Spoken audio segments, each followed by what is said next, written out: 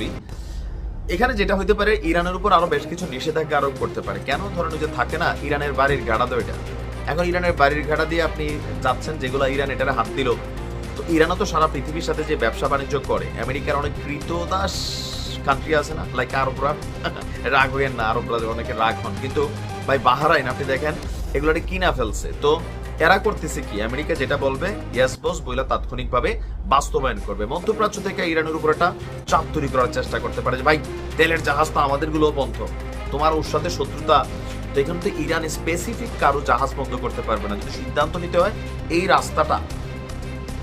এখন ধরেন আমি আপনার সাথে লাগছি, এখন আমি চাচ্ছি আপনি বুঝেন, কিন্তু আমিও আইনি ভাবে লিগেল থাকি, আমি একটা উসিলা দিয়া রাস্তাটা বন্ধ করলাম যেন আপনার চলাচল বন্ধ হয়। ইরান চাচ্ছে এইটা, কিন্তু আমার ধারণা এটার রিয়াকশনটা যেটা হবে আরবদেরকে দিয়া, কারণ আরবদেরও তো তেলের ব্যবসায়ী, তাই না? তো তেলের ব্যবসাতে তাদের তেলের জাহাজগুলো সাময়িকভাবে একটু ঝামেলায় পড়বে, আর এটাতে ইরানের উপর চাপ প্রয়োগের চেষ্টা করবে, বাট ইরানের ঝুঁকার সুযোগ নেই। এইভাবে সিস্টেমে ভাতে শেষ করতে হবে। আমার ধারণা 100% ইরানের চূড়ান্ত নিরাপত্তা পরিষদ যারা আছেন এটার অনুমোদন দেবে।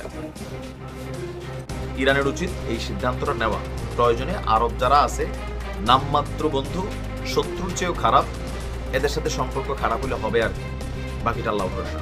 ভালো থাকবেন, আসসালামু আলাইকুম।